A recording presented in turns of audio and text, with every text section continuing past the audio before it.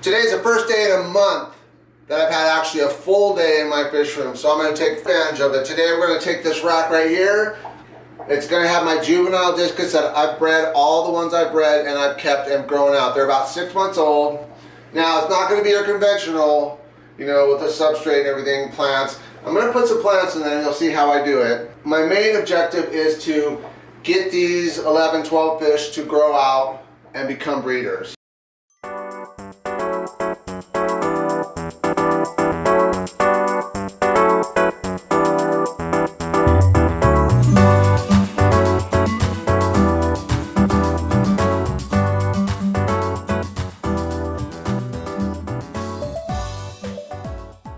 The reason I can't make it a full display tank is because I have 20 tanks and I need to be able to maintain all my tanks quickly. I need to be able to get in and out of them. Cleaning substrate for me is not an option. I know it's nice to have that, but that's not something that I am actually interested in. What I might do is I have my Sterbais in here, the F1 Sterbais. I actually might leave those in and build a little cave system for them. And I'm going to try to get more efficient with my tanks and get back to breeding, which I really love. So I want to do that. But this tank right here is a perfect tank for a display tank because I can make videos in front of it and have my discus, you know, swimming around in the background. So just for context, this tank is a 75 gallon. It's one of my favorite sizes. I like the 40. I like the 90 gallon, but to me it's a little too deep for me. I don't like the depth of it because it's hard to work in. Where this one still has that, I'm still able to get in and out of it pretty easy. So I built this rack and it was an engineering marvel because I have the 75 on top and then I got a 55 on the bottom. Now the 55 holds my Sterbai, my wild Sterbai group, a dozen of them, which I paid a ton of money for, and I've actually made almost all my money back on their first spawn. Now I haven't been able to focus on them. I want to start breeding those to try to make a little bit of profit on those Sterbai. I would say they're about 3-month-old Boesemani, the Gary Langs, and then I'm gonna have the adults. So today's going to be a little bit tough because I have a lot of fish in here, like my angel fishes that I am creating. I'm creating my own strain. I'm about 7 generations in, and these come from the wild red-shouldered Monopora, which did not sell, but I think these will sell because they are just amazing looking fish.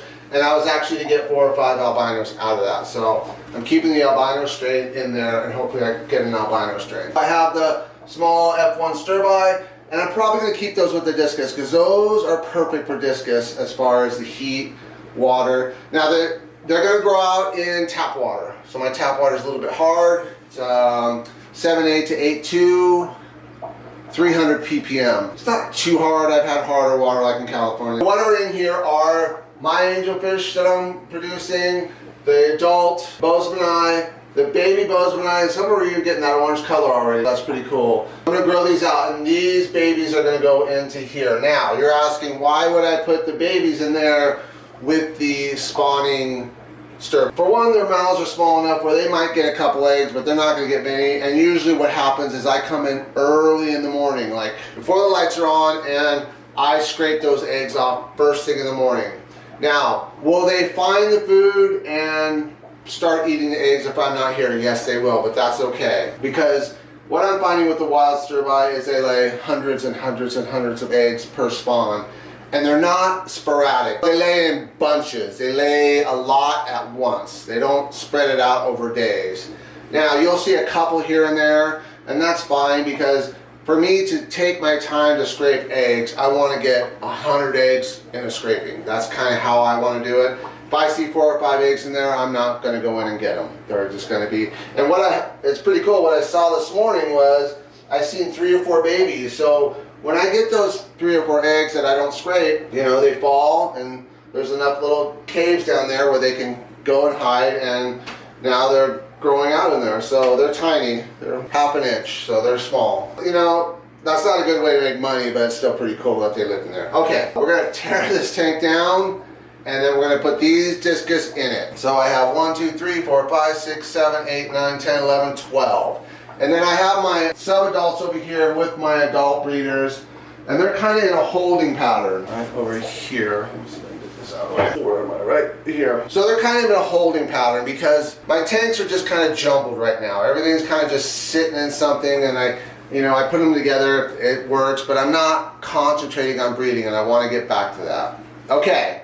So next, you members. What I got going right now is I'm back in the game. We have 65 members, so there's 10 memberships left. If you're not a member, $25 gets you in and you get this deal too. And I'll send you a link and you'll get instant access for $25. The total cost is $125. Now I'm probably gonna do one more $125 group and probably get it up to 100 members. And then what I'm going to do is I'm going to raise it at 200. And if nobody buys it at 200, I'm fine with that. 100 members is awesome. That is kind of my goal. You guys that are members are amazing and, you know, never really cause problems. What I was finding with the public is I was getting a lot of people taking advantage. Like I'd want to do a deal like my AquaGuard and fulvic acid. I was giving it at cost and a guy bought like 30 of them. And so by the time I put all those together and sent them and mailed them, I lost a ton of money. So that's what I don't like about the public is, you know, you try to do something nice for everybody and there's a couple people that take advantage of that. And I didn't appreciate that. I lost a lot of time. I lost a lot of faith in doing retail sales because it's just something that, you know what, I'm a nice guy, I try to do good for you guys, I try to help you guys, and everything on the website is 25% off. Now that's not, I raised the price and took 25% off. That's 25% off the existing prices. Now eventually, over time, depending how the economy goes, I might have to raise up a buck or something, I don't know. So, but anyways, for the members, they're gonna get, let's see, I wanna get this right, okay. For the members, I wrote it down so I could remember because I want to get it right on video. So it ends this Sunday, so the video will probably come out Wednesday, Thursday, so then through Sunday. And then you spend $50 and you get the Amazon Gold and the AquaGuard free.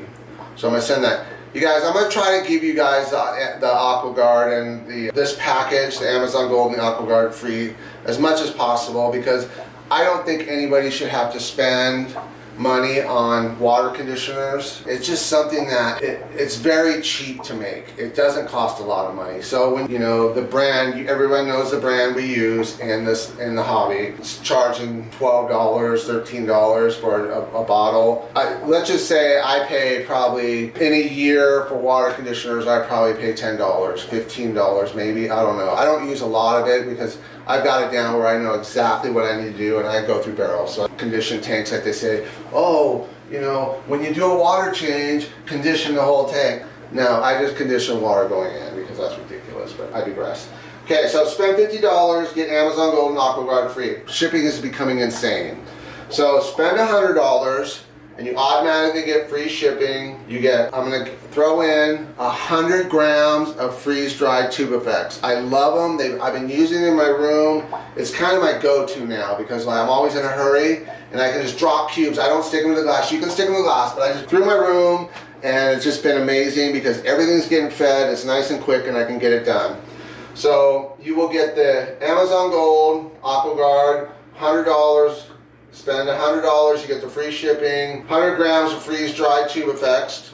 So that you don't have to do anything, you just spend that money and I'll send it to you for members. And then also you'll get the Amazon Gold and AquaGuard, okay? There's no code, when I see that amount, $50 or $100, you'll get those corresponding deals. And then, I want to say another thing to people that sign up as new members. There's no monthly credit card charge, automatic. I don't like that, so I don't do that. I just kind of go on the honor system. And if you become a member, I'm considering you want to join, you know, the community. And I will just offer that you can pay as you go. So you make an order, you pay $25 until the 125 is up. So, and it's at shelleraquatics.com.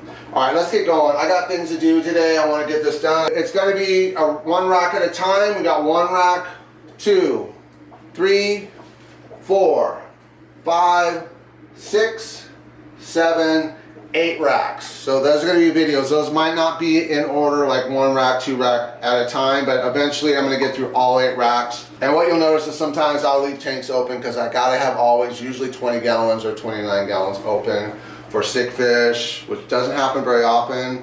And that's one thing about the Amazon Gold, guys. I use it in every tank and I use it religiously. I use it. My disease issue in this room has gone from, you know, normal, out of the blue, 5, 6, 7 times a year I get a sick fish. I probably get maybe in the last year I've gotten 1 sick fish, 2 sick fish, I've had 1 fish die. So I believe the Amazon Gold has a lot to do with it, because not only does it make the water better, but it makes their cells better where they can absorb more nutrition. So if you don't know anything about the Amazon Gold, it's fulvic acid. Fulvic acid is amazing.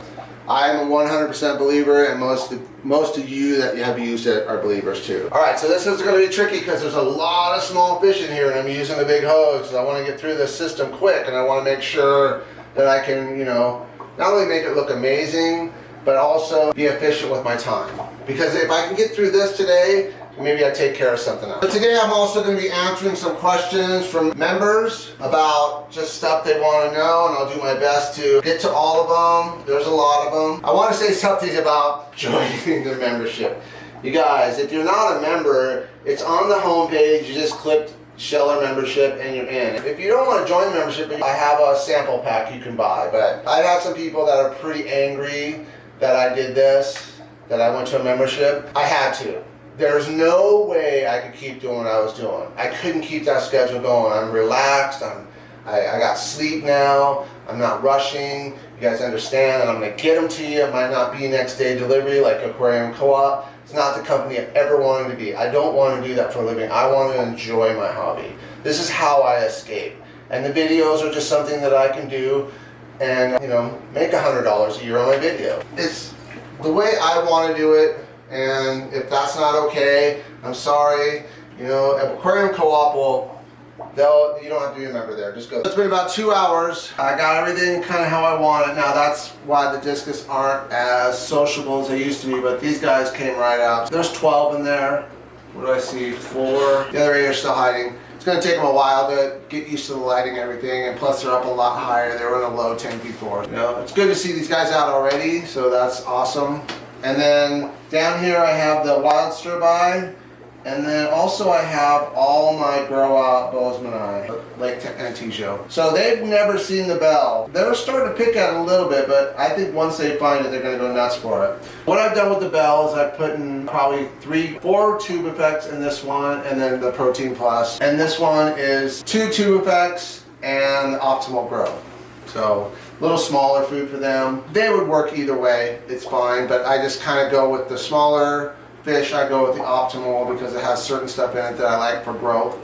And then this is for Protein Plus, is basically just a good protein food, a little bit bigger for your bigger mouths. So this is my first rack I'm doing. I'm going to do them all because I want to get this room organized. I want to get some breeding situations going. So on this one, you know what's nice, people will probably think, oh, they're going to eat the eggs. Maybe, but really what it is it calms down the Sterbai, because they are very prone to looking up and not seeing fish, and usually when they don't see fish in the wild, they tend to not breed because there's a predator in the area. So by doing this, it basically calms them down. They'll probably breed more. And the Discus up here, I have the F1 Sterbai. There's one right there. They're very social because they've been in a tank with, you know, about 100 fish. So they're going to be very open. Now I did watch the Discus go after them a little bit, and that's fine. There's nothing wrong with that. They have hiding places that they can go. But that's pretty normal because these Discus are all my growouts that I've had since fry and hatched them. So they've never seen any other fish. Basically, they've only seen Discus in their growouts. No other fish. And I have a couple just regular bushy nose in there. Bushy nose are great for Discus tanks. There are some plecos that will go after the slime coat on the Discus. For some reason, the bushy nose don't. So a great cleanup crew. Between the Sterbais and a couple snails and the bushy nose, it's a great crew to be in there. Let's say I feed late. I feed like 8:30, lights go out at 9:30, 10. A little food's left over, they'll clean it up all night long. It's great to have that. Now these are all grow-out breeders. They all got great size, all wild strains. I think 2 of them I've gotten from Myrtle Beach. I can't remember, I'll have to look at my notes, but yeah, I think 2 of them are from Myrtle, but the rest are mine. And all chosen for, now this guy is a 3rd generation, so he's a little smaller, but he's growing perfect, eye size perfect. And what I'm going for is I want the wild look with a little bit of that turquoise in them. Some have reds, a couple have bars, they're hiding right now. They're starting to come out slowly. Now we got 1, 2, 3, 4, 5. One thing about the Discus is, you know, if you're moving around in front of the tank, they don't really scatter a lot. They do sometimes, like with loud noises and stuff, you'll see them hit and scatter. But usually if you're in the tank and if you're in front of the tank a lot, they're going to tend to calm down because they know where their food is coming from. I would call it a show tank, but it's not really, because it doesn't have all the fancy plants and everything and the wood and the substrate and everything.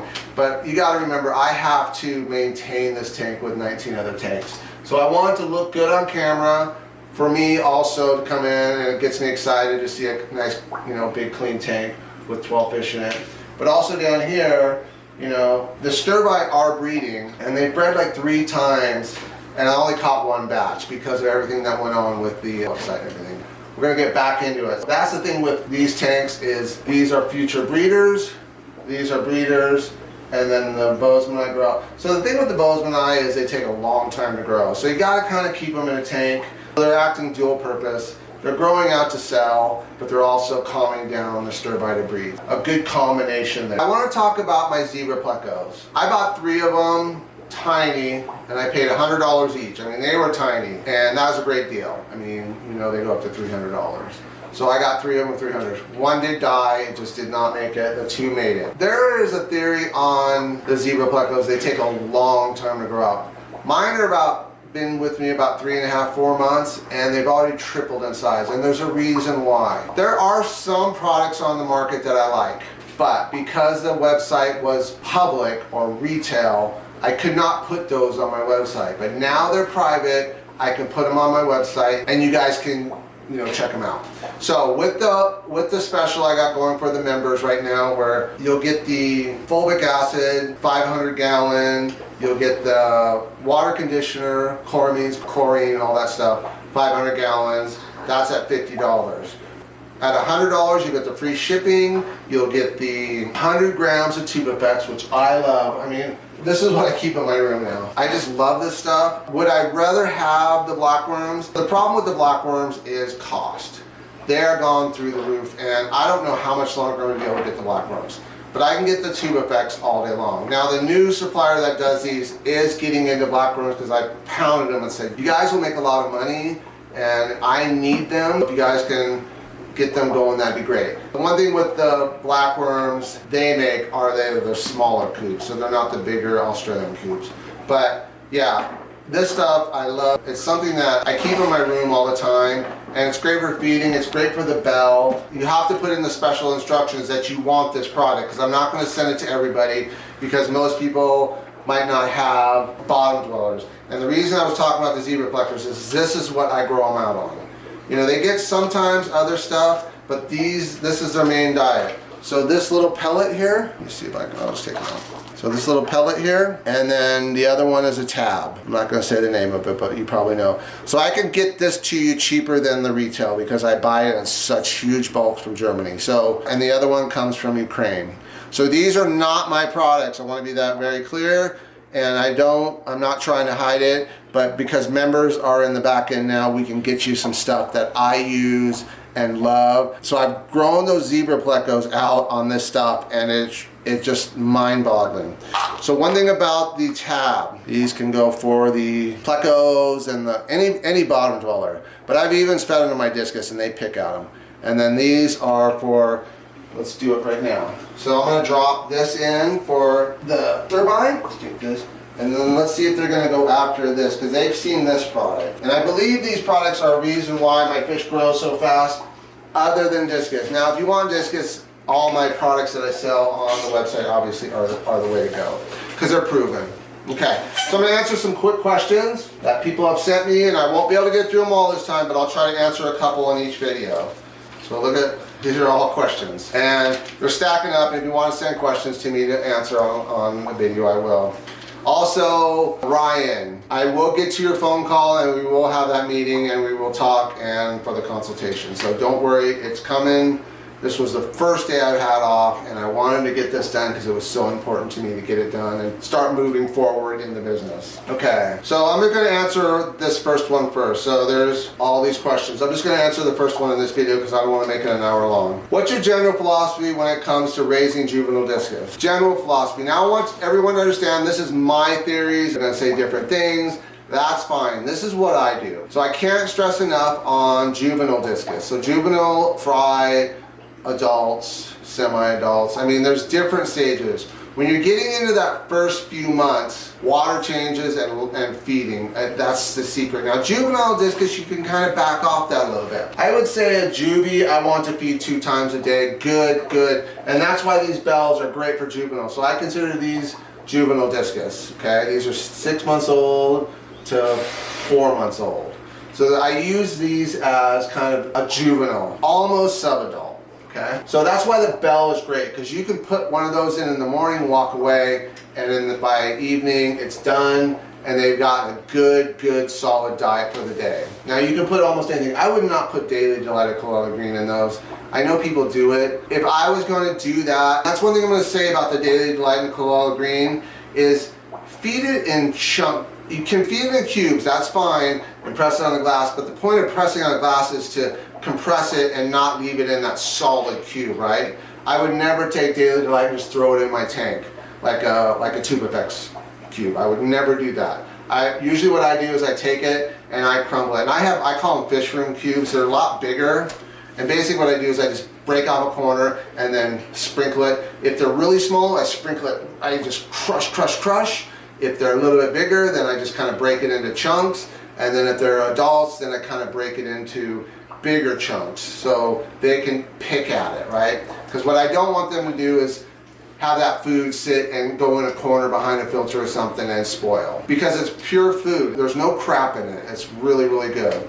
So juvenile, raising juvenile discus. Whatever food you put in, water has to come out. If I feed 4 times a day, I'm going to do a water change every day. If I feed once a day or twice a day, I'm going to do a water change every other day. But that's different than fry. So let's make that very clear. We're talking at sub-adult, which these are, but I still consider these juvenile discus, okay? All right. Do you prioritize growth rate, color development, or behavioral health? Well, health is always important, so that's why I've created the foods I've created, because I want these fish to get the top diet. These aren't guppies. You can't get away with feeding them crap. Most of the stuff on the market will not do the job to grow out a discus correctly, or even keep a discus healthy. So that's the reason I created my foods, is because I wanted to take my fish to the next level. And I've done that. I just think that health is number one. Because if your discus isn't healthy, obviously, they're not going to grow correctly, they're not going to thrive. And that's the thing, is my discus used to survive, but they did not thrive. So now they thrive. I mean, I very rarely get a sick discus anymore. Between the fulvic acid, the quality foods, good water, and keeping the tanks warm, checking on them every day, those are all things that you have to do when you want to grow out discus. But even keeping discus, that's important. Every day I wake up, first thing I do is I walk every tank and I look at it. Something wrong, I'm on it right away, because I know it wasn't there the day before. So that's the point, is every day we're checking and keeping up on it. Color development is what it is. You can make a fish red, but you can also make a yellow fish red. So I let them just color up naturally, and then if I want to manipulate something, then I'll feed something, with more reds and stuff in it. But I really don't worry about that, because to me the most beautiful discus are the natural discus. Browns, greens, blues, and reds. But a mixture of those to me is the ultimate discus. I like solid discus. I think they're beautiful, and that's what I used to breed, and I loved it. But now I'm more into the wild strains, or getting color into wilds, okay? So color development, that kind of just comes with the territory. You're going to get what you get as far as genetics. And then let's see, growth rate. Okay, growth rate is about food, right, first. Now people think it's about water first. Water is important, but you got to think of it as putting in food in the tank to get them to grow, and then the water comes out because of you're feeding so much. So it's food, then water, okay? You probably have to do a water change. If you're going to feed light, then the next day you might get away with not doing a water change. Now I'm going to talk about filtration. People ask me about UV sterilizers. I've never used a UV sterilizer in my life, ever. Never, just something I've never done. Now my fish store that I go to, I have 3 of them. One of them, they have the most insane UV, but what I notice is they still have diseases, a lot of problems with fungus. I would say it's kind of like RO systems. Change them frequently, at least once a year, twice a year.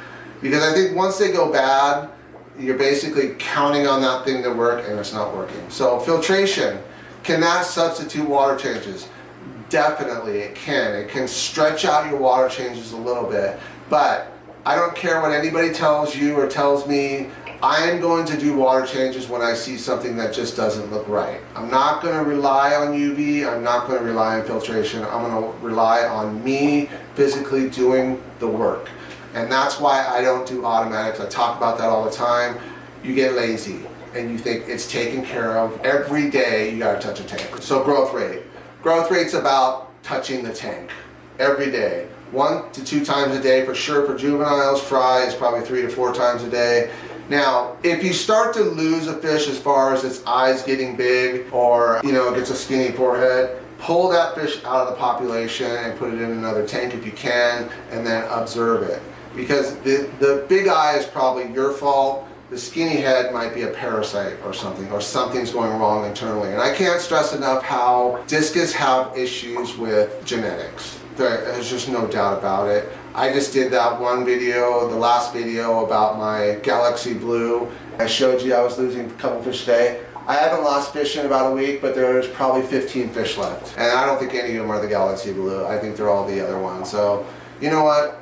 Something was just not right with that batch. Could have been something wrong with the genetics, or it could have been something wrong with the environment. I don't know, but by doing the 2 tanks together, like in the last video, you'll see that those tanks were identical. Okay guys, that's it for today. I'll get into all these other ones and answer a couple. I have about 5 pages, but I'm not going to answer them. So it gives me content to show you the tanks, what I'm doing with them, and then sit down and answer the questions. But I'm loving this situation right now. Oh, look at it. Here we go.